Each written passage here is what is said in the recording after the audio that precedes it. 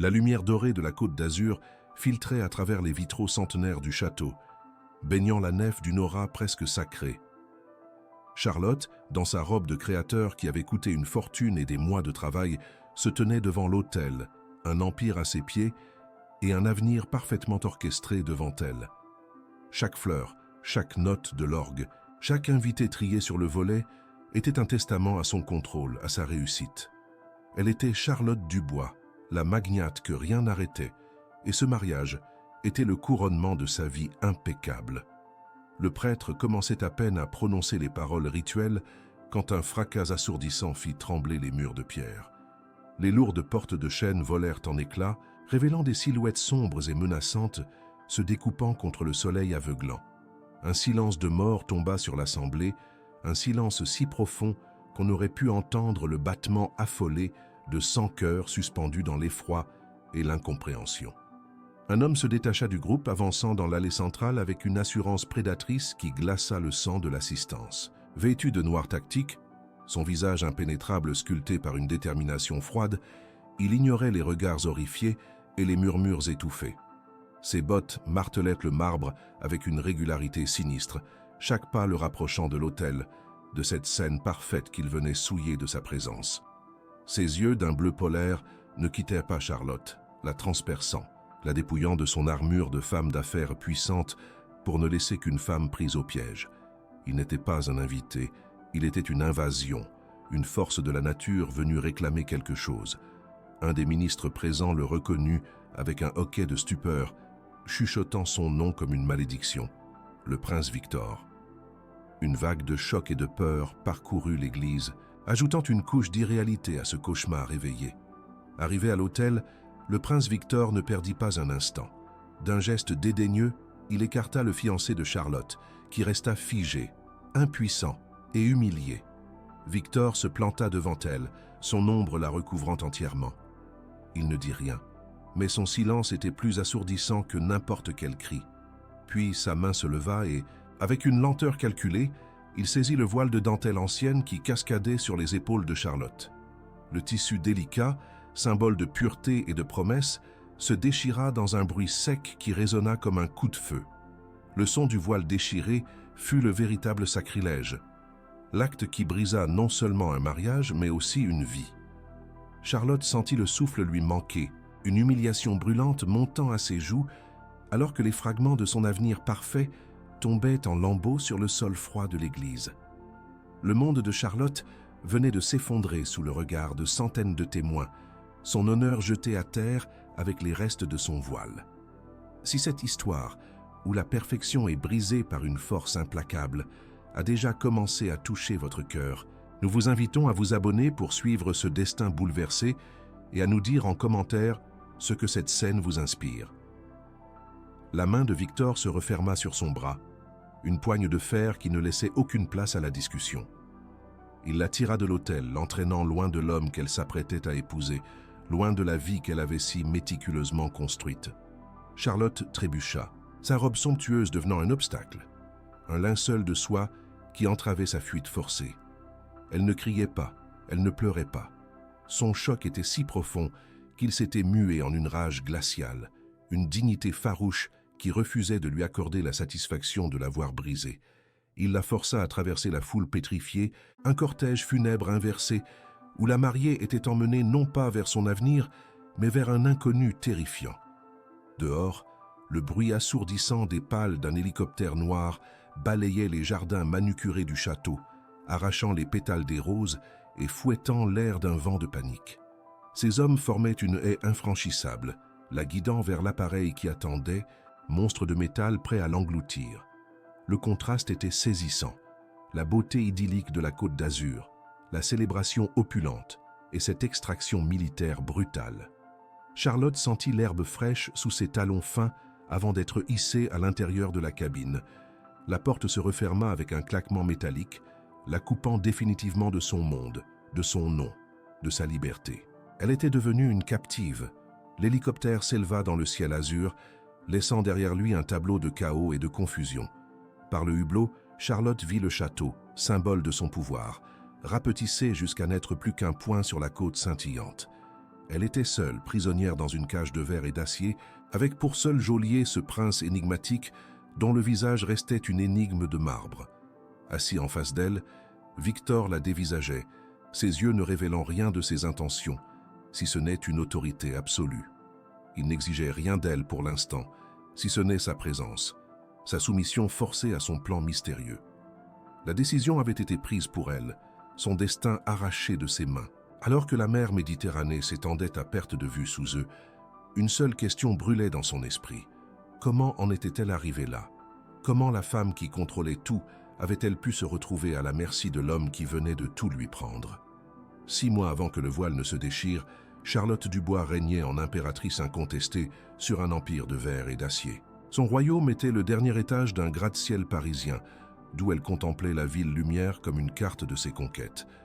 Chaque contrat signé, chaque fusion réussie, était une pierre de plus à sa forteresse, une muraille érigée contre un passé qu'elle avait juré d'oublier. Elle portait des tailleurs impeccables, comme des armures, et son sourire était une arme diplomatique redoutable. Pourtant, dans le silence assourdissant de son penthouse luxueux, lorsque les lumières de la ville scintillaient comme des diamants froids, une solitude glaciale s'infiltrait parfois. Le pouvoir était une compagnie exigeante mais silencieuse, et son cœur, barricadé derrière des couches de succès, avait oublié la sensation de la chaleur. Elle était une reine sans royaume intime, une femme qui avait tout conquis sauf la paix. C'est dans ce désert émotionnel qu'apparut Alain de Valois, lors d'un gala de charité où l'argent et l'influence dansaient sous des lustres de cristal. Il n'était pas comme les autres hommes qui l'approchaient, intimidés par sa fortune ou aveuglés par son pouvoir. Alain la regardait comme son égal, son reflet dans un miroir de perfection. Son charme était discret, son intelligence vive, et ses paroles semblaient comprendre le poids de la couronne qu'elle portait.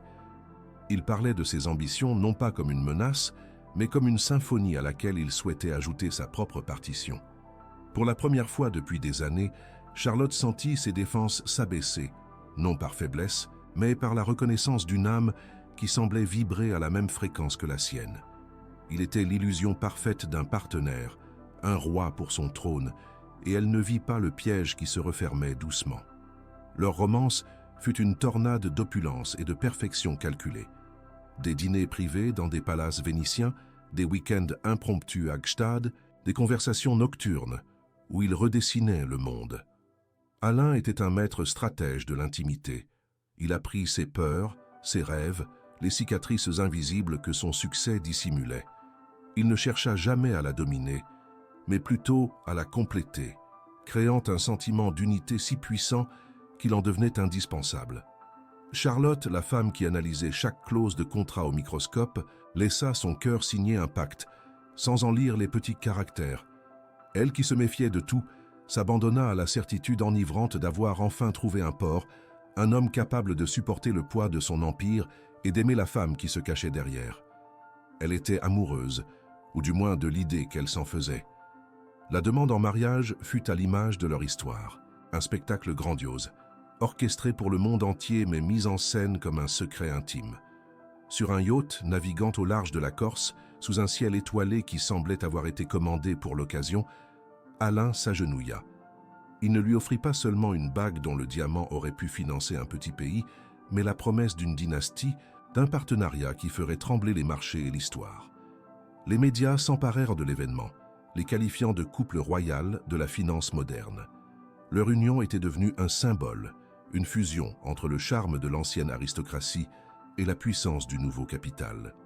Charlotte, en acceptant, ne scellait pas seulement un amour, elle signait l'apogée de sa propre légende, ignorant que chaque flash des photographes la rendait plus visible, plus vulnérable à l'ennemi qui observait déjà dans l'ombre. Les mois suivants furent consacrés à l'organisation du mariage le plus attendu de la décennie, et Charlotte en fut l'architecte obsessionnel. Chaque détail était une affirmation de son contrôle. Le choix du château historique sur la Côte d'Azur, la liste des invités qui ressemblait à un sommet du G20, la robe confectionnée par un créateur de renom qui était une œuvre d'art en soi. Elle gérait cet événement comme la plus importante acquisition de sa carrière, persuadée que le bonheur, comme le succès, pouvait être planifié, budgétisé et exécuté avec une précision militaire. Elle était si absorbée par la création de cette perfection extérieure par la construction de cette façade de félicité absolue, qu'elle ignora les rares moments de doute, ces infimes dissonances dans le comportement d'Alain qu'elle mettait sur le compte du stress. La porte de sa cage dorée se construisait sous ses yeux et elle en choisissait elle-même les serrures. La veille du jour fatidique, Charlotte se tenait à la fenêtre de sa suite au château, contemplant le soleil couchant qui embrasait la Méditerranée. Une tranquillité rare l'envahit. Tout était prêt. Sa robe attendait, telle une promesse de soie et de dentelle. Le contrat de mariage, un document blindé qui protégeait son empire, reposait sur une table en marqueterie. Elle se sentait invincible, au sommet de son monde, maîtresse de son destin. Elle avait tout construit de ses propres mains, et ce mariage en était le couronnement, la preuve ultime de sa réussite. Elle était aveugle à sa propre vulnérabilité, sa foi absolue en l'homme qu'elle s'apprêtait à épouser. Dans cette quiétude, elle ne pouvait entendre le bruit lointain des pales d'un hélicoptère qui approchait, ni deviner que dans quelques heures, son monde parfaitement ordonné serait réduit en cendres par un prince venu non pas pour célébrer, mais pour réclamer une dette de sang. Si le voyage au cœur de la vie de Charlotte et les secrets qui l'entourent vous captivent, n'hésitez pas à partager dans les commentaires la scène qui vous a le plus touché. Votre soutien nous permet de continuer à tisser ces histoires de passion et de destin. Et pour ne rien manquer de la suite, pensez à vous abonner et à activer les notifications. Le prochain chapitre promet de nouvelles révélations. L'hélicoptère amorça sa descente vers un joyau de verdure posé sur une mer d'un bleu irréel, une île privée dont la beauté sauvage et isolée était une insulte à sa situation de captive. Les pales ralentirent leur danse furieuse et un silence relatif s'installa, seulement troublé par le chant des vagues s'écrasant sur des rochers de granit rose. La porte s'ouvrit sur un air chargé du parfum des pins et du sel. Un des gardes de Victor lui fit signe de descendre. Elle obéit, sa robe de mariée souillée et déchirée contrastant violemment avec le sable blanc immaculé. Devant elle se dressait une villa d'architecte, un chef-d'œuvre de verre et de bois qui se fondait dans le paysage. C'était une prison magnifique, une cage dorée conçue pour briser les esprits les plus forts par la contemplation d'une liberté inaccessible. Chaque pas vers cette demeure était un pas de plus vers l'inconnu sous le regard impassible de son ravisseur. Une fois à l'intérieur, elle fut conduite dans un immense salon dont les baies vitrées offraient une vue panoramique sur l'océan. Le luxe était écrasant, minimaliste et froid, un reflet parfait de l'homme qui se tenait désormais en face d'elle. Les gardes s'étaient retirés, les laissant seuls. Le silence qui s'installa entre eux était électrique, une zone de combat où les regards étaient des armes. Charlotte se tenait droite, le menton levé, refusant de laisser paraître la moindre once de peur. Elle était une reine déchue, mais une reine tout de même. Victor, lui, l'observait avec une intensité clinique, comme un scientifique étudiant une réaction imprévisible. Il n'y avait ni désir ni pitié dans ses yeux, seulement une détermination glaciale qui semblait puiser sa source dans une blessure ancienne et profonde. Il était à la fois son geôlier et son juge, et elle sentait que le procès de sa vie était sur le point de commencer, sans avocat pour la défendre. Sa voix, lorsqu'il parla enfin, était grave et dénuée de toute émotion, un contraste saisissant avec la violence de ses actes. « Vous n'êtes pas ici pour être blessée, Madame Dubois », commença-t-il, chaque mot pesé, chaque syllabe une pierre jetée dans le silence. « Vous êtes ici parce que vous êtes la clé. » Charlotte laissa échapper un rire bref et sans joie, un son cassé qui écorcha l'atmosphère feutrée. « La clé de quoi? De votre folie?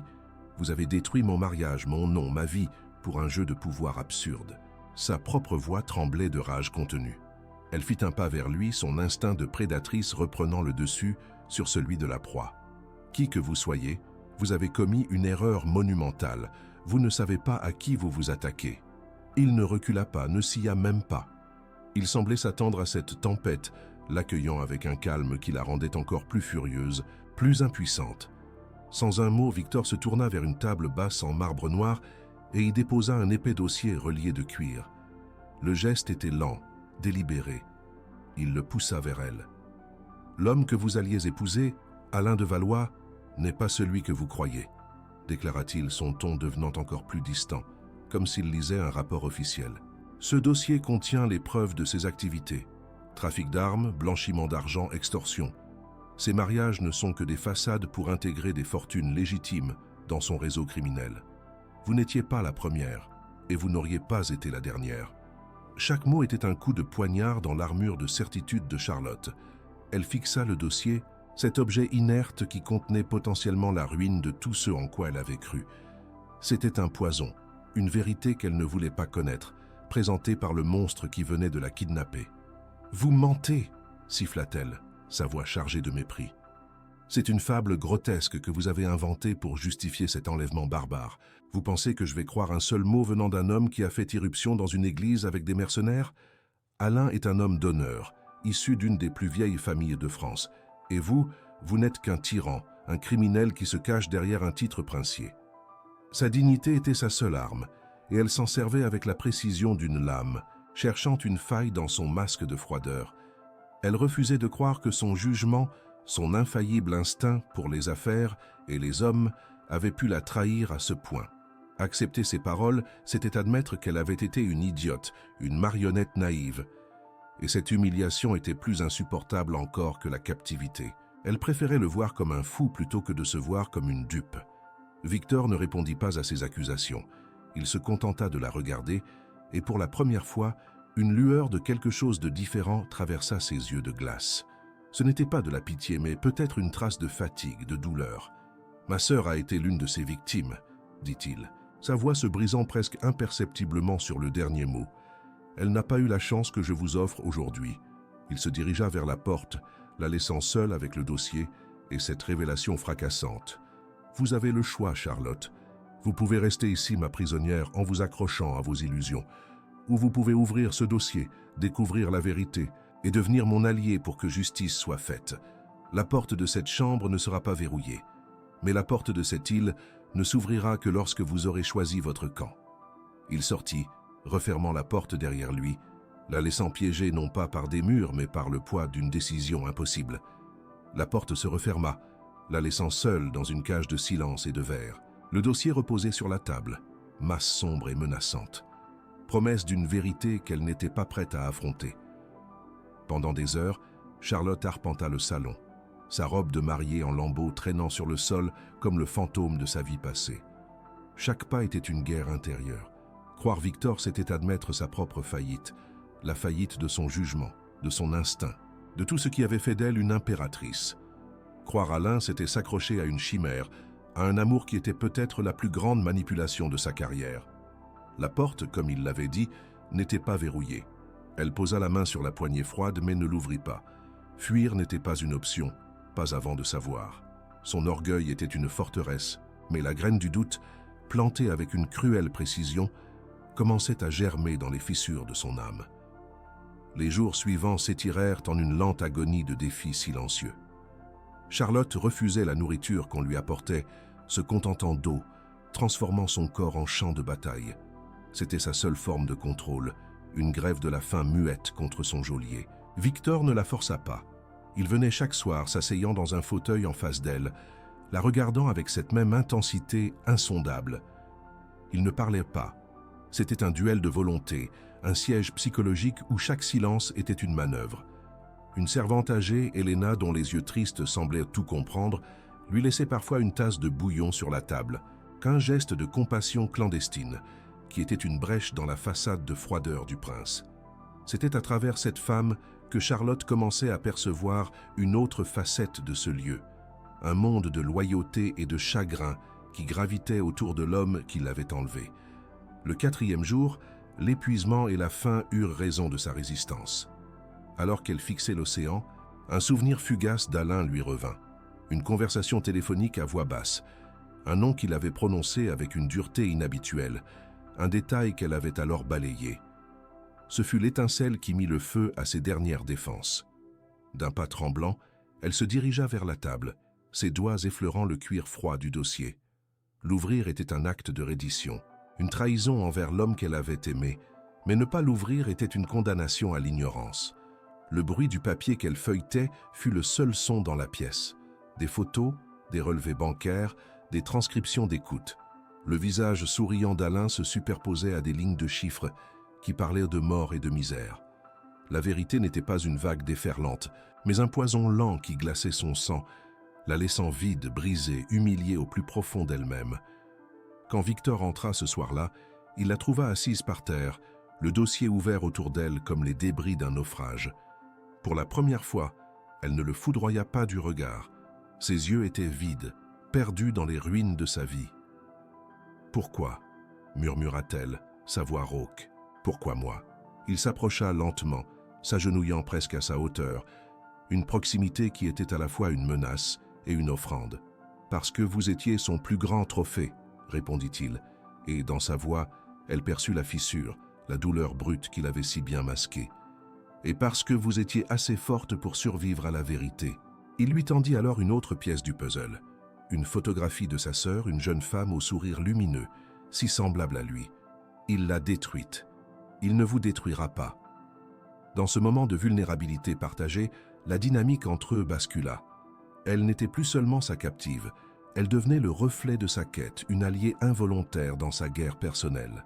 Leur collaboration commença non pas par un accord, mais par une série d'interrogatoires tendus. Charlotte, l'esprit affûté par des années de négociations, disséquait chaque élément du plan de Victor. Elle pointait les failles, exigeait des garanties, refusait d'être un simple pion. Fasciné malgré lui par sa résilience, il lui ouvrit les portes de son monde. Il lui présenta Dimitri, son chef de la sécurité, un homme loyal mais méfiant qui la voyait comme une complication dangereuse. Il lui parla des rivalités politiques de son petit royaume, des pressions internationales, de la toile complexe qu'Alain avait tissée et qui menaçait de tout emporter. Le plan était audacieux, presque suicidaire. Charlotte devait reprendre contact avec Alain, jouer le rôle de la femme bafouée mais prête à pardonner, l'attirer dans un piège où toutes les preuves de ses crimes seraient exposées au grand jour lors d'un événement public majeur. Elle devait redevenir l'impératrice, mais cette fois, sa performance serait un acte de guerre. Une semaine s'était écoulée depuis le jour où son monde avait volé en éclats. La haine qu'elle éprouvait pour Victor était toujours là, une braise ardente sous les cendres de sa vie détruite, mais elle était désormais mêlée à une étrange dépendance, une reconnaissance réticente de leur objectif commun. La dynamique entre eux était un équilibre précaire entre méfiance et une attraction magnétique, presque insupportable. Helena continuait de veiller sur elle avec une sollicitude silencieuse, tandis que Dimitri l'observait comme un loup, prêt à intervenir au moindre faux pas. L'événement qui devait servir de théâtre à leur vengeance approchait à grands pas. Le bal de la Rose à Monaco, un sommet de l'élite européenne où Alain serait l'invité d'honneur. Charlotte devait y paraître à son bras, un sourire parfait sur les lèvres, tout en sachant que chaque seconde la rapprochait soit de la justice, soit d'une mort certaine. Le contrat était scellé non par l'encre, mais par le sang et la trahison. La semaine qui avait précédé le bal de la Rose à Monaco s'était écoulée dans une brume de tensions et de stratégies murmurées. Le pacte fragile entre Charlotte et Victor s'était solidifié, non par confiance, mais par la nécessité d'un ennemi commun. Ils arrivèrent sur le rocher non pas comme un couple, mais comme deux commandants avant une bataille décisive. La salle de bal du Sporting Monte-Carlo était une galaxie étincelante de chandeliers, de diamants et de sourires affûtés. Charlotte, vêtue d'une robe de velours noir qui épousait ses formes comme une seconde peau, était l'incarnation d'une élégance mortelle. Chaque pas qu'elle faisait sur le tapis rouge, chaque regard qu'elle échangeait, était une performance calculée. Victor la suivait à quelques pas, son ombre silencieuse, un garde du corps dont les yeux balayaient la foule avec une vigilance de prédateur. Ils étaient entrés dans la fosse aux lions et elle était l'appât. Alain de Valois les attendait près de la grande fontaine de champagne, son charisme irradiant dans la pièce comme une chaleur trompeuse. Il accueillit Charlotte avec un baiser sur la main, un geste de possession théâtrale qui fit se crisper les muscles de Victor. « Ma chère Charlotte, vous voir ici est une surprise délicieuse, » murmura-t-il, sa voix une caresse venimeuse. « J'ai cru comprendre que vous aviez eu une petite mésaventure. » Charlotte lui rendit un sourire glacial, un chef-d'œuvre de contrôle.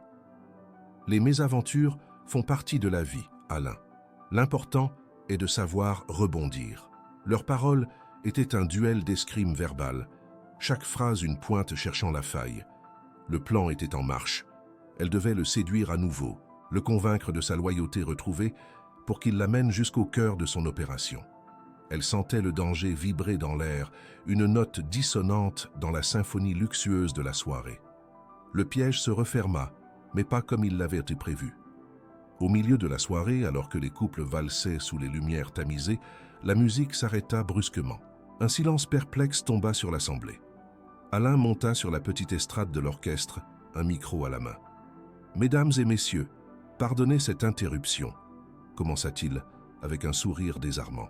« Mais il est des vérités qui méritent d'être partagées. » Derrière lui, un écran géant s'alluma, projetant non pas les images de la soirée, mais des photographies volées, des clichés de Charlotte et Victor sur l'île, des images qui, sorties de leur contexte, ne montraient pas une captive et son geôlier, mais un couple intime, isolé du monde.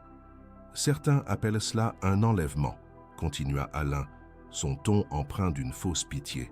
« Moi, j'appelle cela une trahison.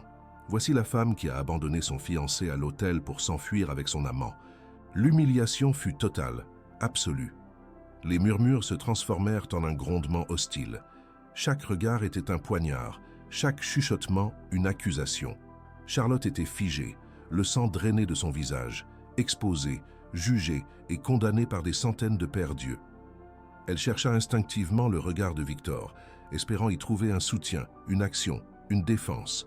Mais il était immobile, pétrifié par le choc de la contre-attaque d'Alain. Son plan, sa vengeance, venait de se retourner contre eux de la manière la plus cruelle qui soit. Et, dans ce moment critique, le prince puissant resta paralysé. Son inaction fut un second coup, plus violent encore que la calomnie d'Alain. Il ne l'avait pas seulement mise en danger, il l'abandonnait à la meute. Dans ce silence assourdissant, elle comprit qu'elle était seule. Complètement, irrémédiablement seule. La force qui lui restait n'était pas celle de la combattante, mais celle de la reine déchue qui refuse de donner à ses bourreaux la satisfaction de ses larmes. D'un mouvement lent et délibéré, Charlotte se redressa de toute sa hauteur. Elle ignora les visages, les téléphones qui la filmaient, l'onde de choc du scandale qui venait de détruire sa réputation à jamais. Elle tourna le dos à l'estrade, à Alain qui la regardait avec un triomphe sadique et à Victor dont l'immobilité était devenue une insulte. Elle traversa la salle de bal, sa robe noire fendant la foule comme la proue d'un navire fantôme. Le seul son était le claquement sec et régulier de ses talons sur le marbre, une marche funèbre pour la femme qu'elle avait été. Elle ne fuyait pas, elle se retirait du champ de bataille, laissant derrière elle les ruines de sa vie et de sa confiance. Elle poussa les grandes portes vitrées et l'air frais de la nuit monégasque la frappa comme une gifle. Les lumières scintillantes de la ville qui, quelques heures plus tôt, semblaient une promesse, n'étaient plus qu'un décor froid et indifférent à sa douleur. La trahison d'Alain l'avait anéantie, mais l'échec de Victor à la protéger l'avait brisée. Elle marcha sans but, s'éloignant du palais de verre et de mensonges, ses pas la menant vers la promenade qui longeait la mer sombre et agitée. Derrière elle, dans la salle de bal, la paralysie de Victor se brisa enfin, remplacée par une vague de rage et de remords si violente qu'elle lui coupa le souffle. Il avait échoué. Il n'avait pas protégé sa seule alliée. Il l'avait sacrifiée. Ses yeux scannèrent la foule, cherchant le chemin qu'elle avait pris, un besoin primal de la retrouver, de réparer l'irréparable, le consumant tout entier. Elle marchait le long de la corniche, un spectre de velours noir sous la lune indifférente de Monaco. Le bruit des vagues qui se brisaient contre les rochers en contrebas était un écho assourdi au chaos qui déferlait dans son âme. Chaque pas l'éloignait du palais de verre et de mensonges, mais la honte la suivait comme une ombre tenace. Le froid de la nuit s'infiltrait à travers le tissu coûteux de sa robe, mais elle ne le sentait pas, anesthésiée par une douleur trop profonde. Elle finit par trouver refuge dans un petit hôtel anonyme, loin du faste, payant en liquide avec les quelques billets qu'elle avait dans sa pochette. Dans la chambre impersonnelle, sous la lumière crue d'une ampoule nue, elle arracha la robe, ce linceul de son humiliation, et se laissa tomber sur le lit. Le silence n'était pas la paix, mais le vide assourdissant laissé par l'effondrement de son monde. Elle n'était plus personne, juste une fugitive sans nom et sans avenir. Pendant ce temps, dans la salle de bal désormais à moitié vide, la rage de Victor explosa enfin, brisant la glace de sa paralysie. D'un geste violent, il renversa une table chargée de coupes de cristal, le fracas résonnant comme un cri de guerre tardif et inutile.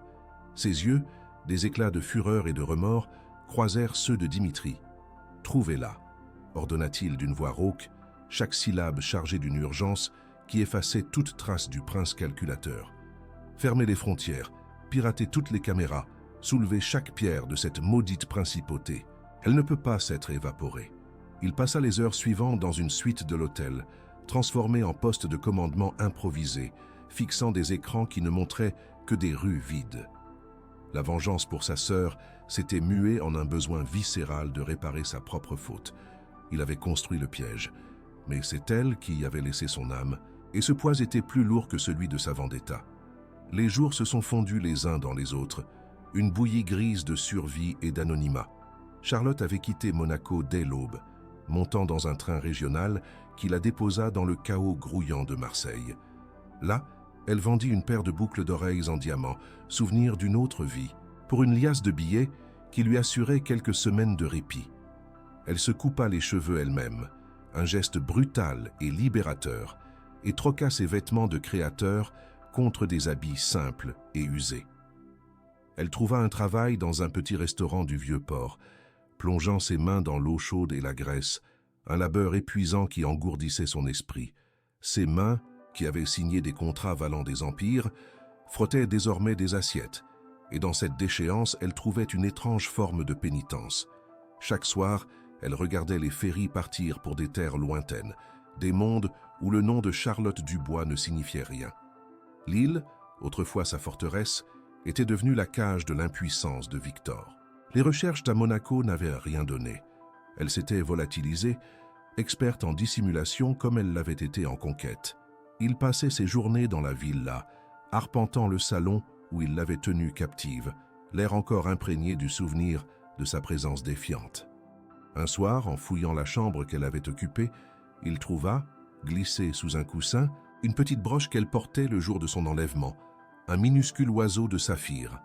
En la tenant dans sa paume, il se souvint de l'éclat de défi dans ses yeux, de sa dignité inébranlable même face à lui. Il comprit alors que son plan avait été vicié dès le départ. Il avait vu en elle une clé, un instrument, et n'avait pas su voir la femme. Son échec n'était pas stratégique, il était humain. Il avait sacrifié la seule personne qui aurait pu comprendre la nature de sa guerre. 2 semaines s'étaient écoulées depuis la nuit du bal, 2 semaines de silence radio, 2 semaines où le monde avait continué de tourner, la laissant sur le bas-côté. Charlotte avait trouvé une chambre modeste dans un petit village de pêcheurs près de Cassis, au-dessus d'une boulangerie dont l'odeur de pain chaud était le seul réconfort de ses matinées. Elle vivait une vie simple, rythmée par le soleil et le travail à la criée, où personne ne la connaissait. Mais cette paix précaire fut brisée par un journal abandonné sur une table de café. En une, le visage souriant d'Alain, célébré comme un philanthrope, sa réputation intacte, voire grandie par le scandale qu'il avait dépeint en victime. Une colère froide et pure la submergea, chassant l'apathie. Elle avait perdu son nom, sa vie, son honneur, pendant que le monstre prospérait à la lumière. Elle comprit qu'elle ne pouvait pas fuir éternellement. Se cacher, c'était le laisser gagner. Au même moment, sur son île, Victor fixait la photographie de sa sœur, le visage rongé par le doute et l'épuisement. Il était sur le point d'abandonner les recherches actives, de se résigner à sa disparition. C'est Dimitri qui brisa le silence pesant de son bureau, tenant une tablette à la main. « Mon prince, nous avons peut-être quelque chose. » Sur l'écran, le rapport d'une transaction discrète mais traçable, la vente d'un collier unique, une pièce de haute joaillerie qu'Alain avait offerte à Charlotte pour leur fiançailles et que les services de Victor avaient catalogué. Il avait été vendu 3 jours plus tôt chez un antiquaire spécialisé à Aix-en-Provence.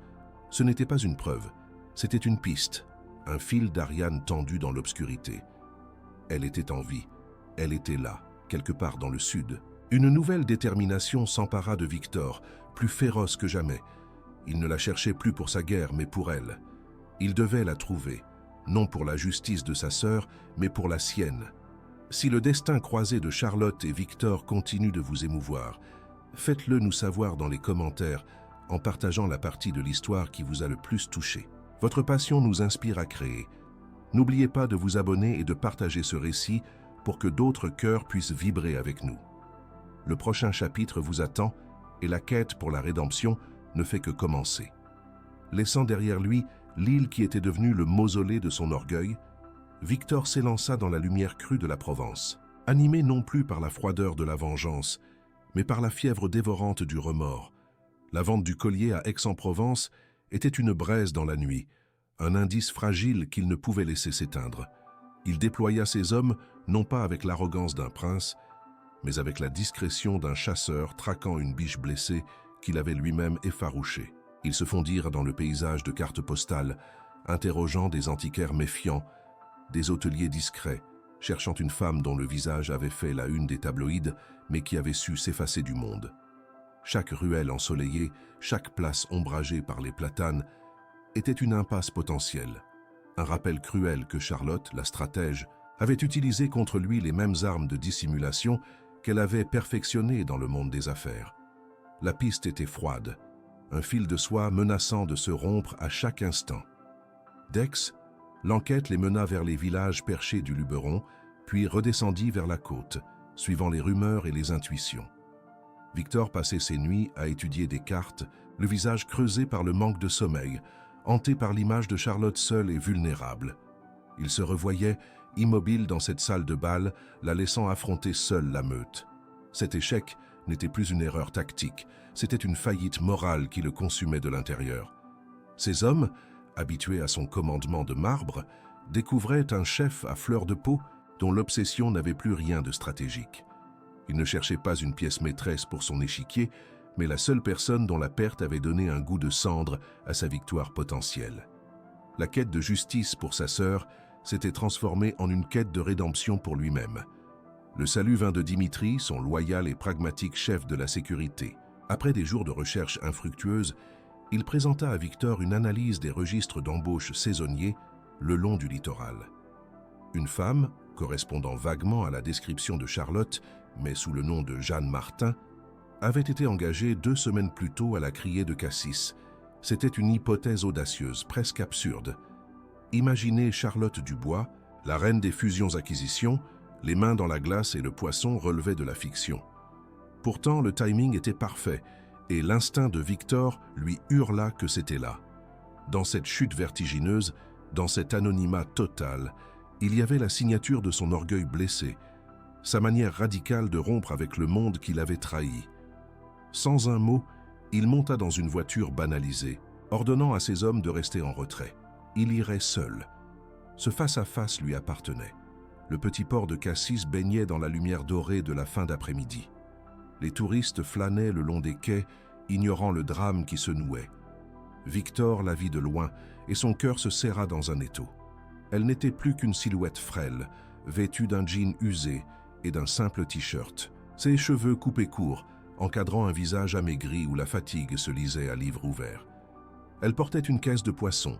Ses gestes étaient lents, mécaniques, ceux d'une personne qui fonctionne par pure volonté, l'âme déjà partie ailleurs. Il observa la dignité farouche qui émanait d'elle, même dans cette tâche ingrate. Il vit la femme qu'il avait brisée, non pas en morceaux, mais réduite à l'essentiel, dépouillée de tout artifice, et la trouva plus redoutable encore. Elle était la preuve vivante de sa cruauté, et en même temps, le symbole d'une résilience qui le laissait sans voix. Il prit une profonde inspiration et commença à marcher vers elle. Lorsqu'elle leva les yeux et le vit, son visage passa par une succession rapide d'émotions. L'incrédulité, la peur panique, puis une froideur de marbre qui éteignit toute lumière dans son regard. Elle posa la caisse avec un bruit sourd et se redressa, son corps entier devenant une muraille. « Partez », dit-elle, sa voix basse et sans appel, un souffle glacé dans l'air tiède du port. « Vous n'avez plus rien à me prendre. » Il s'arrêta à quelques pas, acceptant la distance qu'elle imposait comme une première pénitence. « Je ne suis pas venu pour prendre, Charlotte. Je suis venu pour... » Il chercha ses mots, mais tous lui semblaient vains, insultants face à la réalité de sa déchéance. « Il n'y a rien à dire, » le coupa-t-elle, ses yeux le défiant de faire un pas de plus. « Vous avez eu ce que vous vouliez. Un scandale. Ma ruine. Laissez-moi maintenant avec le peu qu'il me reste. » Le silence. Il ne répondit pas par des excuses, sachant qu'elles seraient rejetées comme des pièces de fausse monnaie. À la place, il plongea la main dans la poche intérieure de sa veste et en sortit non pas une arme ni un contrat, mais une lettre au papier jauni, pliée et repliée tant de fois que les bords étaient usés. Il la tendit vers elle, un geste d'offrande désespéré. « Ceci appartenait à ma sœur, dit-il, sa voix se brisant pour la première fois, révélant la faille béante sous l'armure du prince. Je ne l'ai jamais montré à personne. Je pensais que la vengeance apaiserait sa mémoire. Mais je n'ai fait que profaner son souvenir en vous utilisant. Mon plan n'était pas de la stratégie. C'était la folie d'un homme rongé par la culpabilité. Je n'ai pas su la sauver et j'ai failli vous détruire. » Charlotte fixa la lettre, puis son visage, où elle ne vit plus le ravisseur, mais un homme aussi brisé qu'elle. La colère était toujours là, mais une fissure venait d'apparaître dans la glace. Elle ne prit pas la lettre, mais elle ne recula pas non plus. Elle resta là, suspendue dans un silence nouveau, un silence où la haine commençait à céder la place à une terrible et incertaine curiosité. Le silence qui s'installa entre eux n'était plus une arène de combat, mais un espace fragile et sacré, où deux âmes naufragées reconnaissaient enfin les débris de l'autre. La lettre, suspendue entre sa main et son regard, était un pont fragile jeté au-dessus d'un abîme de douleur et de méfiance. Charlotte sentit l'odeur du sel et des filets de pêche se mêler à celle, plus subtile, du vieux papier, un parfum de souvenirs et de larmes séchées. Ses doigts, qui avaient commandé des empires, tremblèrent en effleurant l'enveloppe. C'était plus qu'une confession, c'était une relique, le cœur exposé d'un homme qui avait bâti une forteresse autour de sa culpabilité. Lentement, avec la solennité d'un rituel, elle prit la lettre. Ce simple contact fut un traité de paix silencieux, une trêve dans une guerre qui les avait tous deux laissés exsangues. Le soleil couchant peignait le port de teintes dorées et sanglantes, un décor parfait pour la reddition d'un prince et la résurrection d'une reine. Sa voix, lorsqu'il parla de nouveau, était dépouillée de toute autorité, un murmure rauque qui portait le poids de nuits sans sommeil et d'un chagrin jamais consolé. « Je l'ai vu dépérir », confessa-t-il, ses yeux fixés non pas sur elle, mais sur un point invisible au-dessus de l'horizon. « J'ai vu l'homme que vous deviez épouser la vider de sa lumière, et je n'ai rien fait, paralysé par les convenances, par la peur du scandale. Ma vengeance n'était pas pour elle, Charlotte, c'était pour moi. Une tentative pathétique de racheter une lâcheté qui me ronge chaque jour. En vous enlevant, en vous utilisant comme une arme, je suis devenu une version de lui. J'ai cru qu'en détruisant son monde, je reconstruirais le mien. Mais je n'ai fait qu'étendre le champ de ruines. Vous étiez censé être un instrument, et vous êtes devenu le miroir de ma propre monstruosité. » Chaque mot était un éclat de verre qu'il retirait de sa propre chair, une confession brutale qui la laissait sans voix. Charlotte baissa les yeux sur la lettre, ses doigts délicats brisant le sceau du temps. L'écriture était fine, élégante, mais les boucles des lettres trahissaient une urgence, une fébrilité. Les mots n'étaient pas des accusations contre Alain, mais une supplique adressée à son frère, une prière pour qu'il ne laisse pas la haine consumer son âme, pour qu'il se souvienne de l'homme qu'il était avant que l'ombre ne s'installe. Elle lisait le portrait d'un Victor qu'elle n'avait jamais connu, un protecteur, un confident, un homme dont le rire pouvait illuminer une pièce. Une larme solitaire traça un sillon sur sa joue poussiéreuse, non pas de pitié, mais d'une empathie si profonde qu'elle en était douloureuse. Elle releva la tête et son regard avait changé. La glace s'était muée en un océan de compréhension. Elle ne voyait plus son geôlier, mais un survivant, un homme enchaîné à un fantôme, tout comme elle était désormais enchaînée au sien. « Nous sommes tous les deux devenus des fantômes », murmura-t-elle, faisant écho à ses propres pensées, et le son de sa voix douce brisa le dernier rempart entre eux. Victor fit un pas, puis un autre, jusqu'à ce que l'espace qui les séparait ne soit plus qu'un souffle. Il leva une main tremblante, non pour la saisir, mais pour essuyer délicatement la trace salée sur sa peau. Le contact de ses doigts, rugueux et chauds, fut un choc électrique, une encre dans le cataclysme de ses émotions. Elle ne recula pas. Au contraire, elle se pencha imperceptiblement vers sa paume, un geste d'abandon total qui scella leur réconciliation. « Il ne s'agit plus de vengeance, dit-elle, sa voix retrouvant une once de sa fermeté d'antan.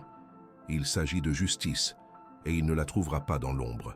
Il la trouvera à la lumière, sous les yeux du monde qu'il a si soigneusement trompé. » Dans ses yeux, une nouvelle flamme s'allumait, celle de la stratège reprenant le contrôle. Leur pacte fut renouvelé non par un contrat, mais par un regard partagé sur le port de Cassis. La haine s'était dissoute, laissant place à une détermination commune, une alliance forgée dans les cendres de leurs vies respectives. Il a utilisé une scène publique pour me détruire, déclara Charlotte, son esprit déjà en train de tisser les fils d'une nouvelle toile. Nous utiliserons la sienne pour le démasquer. L'idée prit forme entre eux, aussi claire que l'air du soir. Le sommet annuel de la finance mondiale à Genève dans 3 semaines. Un événement où Alain de Valois serait l'orateur principal, célébré comme un titan de l'industrie. C'était là, sur son propre trône, qu'il le ferait tomber.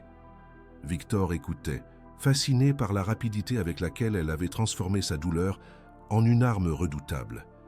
Il n'était plus le maître du jeu. Il était son partenaire, son bouclier. Il mettrait son royaume et sa fortune à son service, non pour sa vengeance, mais pour sa rédemption à elle. Ils quittèrent les quais ensemble alors que la nuit tombait, 2 silhouettes se découpant contre les derniers feux du crépuscule. Il n'y eut pas de baiser, pas d'effusion passionnée, mais quelque chose de plus profond, une promesse silencieuse de soutien mutuel. Il lui tendit sa veste pour la protéger de la brise marine, un geste simple qui contenait tout le soin qu'il n'avait pas su lui offrir auparavant. Dans les semaines qui suivirent, le petit village de pêcheurs devint leur sanctuaire secret, leur quartier général clandestin. L'île, autrefois prison, devint le symbole d'un futur possible, un lieu où ils pourraient un jour retourner, non comme captifs et ravisseurs, mais comme 2 personnes libres ayant choisi de reconstruire ensemble. Leur plan pour Genève était la dernière bataille, l'acte final qui devait consacrer non seulement la chute de leur ennemi, mais aussi la naissance de leur propre histoire. Une histoire qui commençait maintenant, sur le chemin du retour, leurs ombres se fondant l'une dans l'autre. 3 ans s'étaient écoulés depuis cette nuit à Cassis. 3 années durant lesquelles la haine s'était muée en une alliance indéfectible, puis en un amour si profond qu'il semblait avoir toujours été là, attendant sous les couches de douleur et de méfiance. Le plan de Genève avait été une symphonie de vengeance et de justice, orchestrée par l'esprit brillant de Charlotte et soutenue par les ressources infinies de Victor. Alain de Valois était tombé de son piédestal sous les flashs des caméras, démasqué non par un prince vengeur, mais par la femme qu'il avait cru détruire. Aujourd'hui, sur la plage de cette même île qui avait été sa prison, Charlotte se tenait de nouveau vêtue de blanc. Mais cette fois, la robe était simple, fluide, et le seul voile était la lumière dorée du soleil couchant filtrant à travers les pins. Devant un parterre d'amis intimes, dont Helena et Dimitri, elle regardait Victor, non plus son ravisseur, mais l'homme qui avait traversé l'enfer pour la retrouver, et qui lui offrait maintenant une alliance, symbole non pas d'un contrat, mais d'une promesse murmurée par le vent marin. La consécration de leur amour n'avait pas été seulement privée. Pour que la rédemption soit complète, Victor avait insisté pour affronter le monde. Il avait renoncé temporairement à son immunité princière, se présentant devant un tribunal français pour répondre de l'enlèvement. Son plaidoyer n'était pas une justification, mais une confession publique de sa faute, de sa culpabilité et de son profond regret. Il avait accepté sa peine, des travaux d'intérêt général et une amende colossale versée à des associations de victimes, avec une humilité qui avait stupéfié le monde et regagné le respect de son peuple. Ce geste public de réparation avait lavé l'honneur de Charlotte bien plus efficacement que n'importe quel démenti. Ils avaient transformé le scandale en une légende, une histoire de chute et de résurrection, prouvant que la véritable royauté ne résidait pas dans une couronne, mais dans le courage d'admettre ses erreurs et de se battre pour la vérité, côte à côte. Leur vie quotidienne était désormais un antidote à leur passé tumultueux. Ils avaient fait de la villa sur l'île leur demeure principale, un sanctuaire de verre et de bois baigné de lumière. Les matins commençaient non pas par des réunions de conseil d'administration ou des briefings de sécurité, mais par le silence partagé d'un café pris sur la terrasse, face à la mer infinie. Victor, le prince qui commandait des armées, apprenait à jardiner, ses mains autrefois habituées aux armes trouvant la paix dans la terre. Charlotte, l'impératrice de la finance, avait délégué une grande partie de son empire pour se consacrer à une fondation aidant les femmes à se reconstruire après des abus. Leur journée était un tissage de moments simples, des promenades sur la plage où leurs pas effaçaient les fantômes du passé, des dîners où ils parlaient de tout et de rien, redécouvrant la joie d'une normalité qu'ils n'avaient jamais cru possible. Les symboles de leur douleur étaient devenus les reliques de leur bonheur. La lettre de la sœur de Victor n'était plus cachée dans un tiroir. Elle était encadrée dans leur bibliothèque, un rappel constant que l'amour, pouvait naître du plus profond des chagrins. Parfois, ils la lisaient ensemble, non plus avec des larmes de tristesse, mais avec une tendresse reconnaissante pour celle qui, par-delà la mort, les avait réunis. Le contrat de mariage que Charlotte avait préparé pour son union avec Alain, ce document blindé protégeant son empire, avait été brûlé lors d'une cérémonie intime sur la plage, ses cendres emportées par les vagues comme un dernier adieu à une vie de méfiance. Même la porte de la chambre où elle avait été enfermée restait toujours ouverte, non par oubli, mais comme une déclaration silencieuse qu'il n'y aurait plus jamais de serrures entre eux, que leur liberté était désormais l'un dans l'autre. Un soir, alors qu'une douce brise marine caressait les rideaux de leur chambre, Charlotte se tenait à la fenêtre, la même fenêtre d'où elle avait contemplé l'océan avec le désespoir d'une captive. Victor s'approcha par derrière, l'enlaçant doucement, son menton se posant sur son épaule. Ils regardèrent ensemble la lune tracer un chemin d'argent sur l'eau sombre. « Tu te souviens de la première fois que tu m'as vu ici ?» murmura-t-elle, sa voix empreinte non pas de reproche, mais d'une douce mélancolie. « Je ne voyais pas une captive, » répondit-il, sa voix un souffle chaud contre sa peau. « Je voyais une reine dans une tour, et j'étais le dragon qui ne savait pas qu'il était venu pour la libérer de sa propre forteresse, et pas seulement de la mienne. » Elle se tourna dans ses bras, leurs regards se scellant dans une compréhension qui dépassait les mots. Ce n'était plus une question de pardon, mais de gratitude pour le chemin tortueux qui les avait menés l'un à l'autre. Leur histoire n'était pas un conte de fées, mais une épopée de cicatrices transformées en constellations. Ils avaient trouvé dans les ruines de leurs vies respectives les fondations d'un amour indestructible, un amour qui n'effaçait pas le passé, mais lui donnait un sens. Leur île n'était plus un lieu d'isolement, mais le centre de leur univers, un royaume bâti non sur le pouvoir ou la richesse, mais sur la vulnérabilité partagée et une confiance regagnée au prix du sang et des larmes. En regardant les étoiles qui commençaient à scintiller dans le velours de la nuit, ils savaient qu'ils étaient enfin rentrés à la maison. Leurs mains se joignirent, non pas dans une étreinte passionnée, mais avec la certitude tranquille de deux âmes qui avaient retrouvé dans l'autre leur port d'attache définitif, leur paix tant attendue. Cette histoire de destruction et de reconstruction vous a-t-elle touché? Dites-nous dans les commentaires quel moment vous a le plus ému, quelle scène a fait battre votre cœur. Votre passion est notre plus belle récompense. N'oubliez pas de liker, de partager et de vous abonner pour ne manquer aucune de nos prochaines histoires. Nous vous attendons pour un nouveau voyage, une nouvelle émotion, dans notre prochaine vidéo.